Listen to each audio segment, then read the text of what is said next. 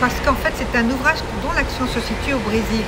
Et il m'a semblé tout à fait normal et naturel, finalement, qu'il soit avant tout publié au Brésil. J'ai eu cette proposition d'un éditeur basé à São Paulo, les éditions Pontes. Et c'est ainsi donc que Brasilvani est devenu Pastel de Belém, Pastel do Belém. Et que l'ouvrage a été publié d'abord en portugais au Brésil, traduit. Et puis j'ai voulu faire un accompagnement tout de même en français avec la publication sur internet et aussi avec un tirage ad hoc dans les librairies, mais très peu d'exemplaires, en Guyane, sous le titre Brasilvani. Je crois que le harcèlement concerne tout le monde. Aujourd'hui, le harcèlement concerne beaucoup de personnes, femmes comme hommes. C'est une problématique qu'on retrouve dans le monde du travail, effectivement dans le monde familial, dans les relations amoureuses. C'est quelque chose de très puissant qui concerne, qui peut concerner, pas qui concerne tout le monde, mais qui peut concerner toute personne, quel que soit son sexe, quel que soit ce qu'elle fait comme travail, quel que soit ce qu'elle vit comme histoire d'amour, ça peut effectivement concerner tout le monde. Voilà. Mais je crois que le harcèlement concerne tout le monde. Aujourd'hui, le harcèlement concerne beaucoup de personnes, femmes comme hommes. C'est une problématique qu'on retrouve dans le monde du travail, effectivement dans le monde familial, dans les relations amoureuses.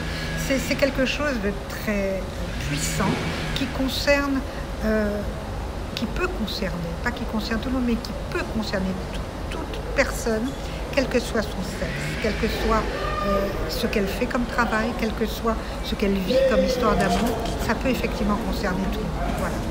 Mais alors, j'ai voulu décrire une situation qu'on pourrait considérer comme étant une situation générique, parce qu'une femme qui est sous emprise met beaucoup de temps, a besoin beaucoup d'énergie pour s'en sortir. Effectivement, toutes les personnes que j'ai rencontrées au cours de ma vie et qui ont témoigné de leur emprise, qui ont témoigné du fait qu'elles soient sous domination, m'ont toutes dit qu'à chaque fois, il fallait effectivement beaucoup de temps et beaucoup d'énergie pour quitter ce phénomène-là et pour se retrouver elle-même.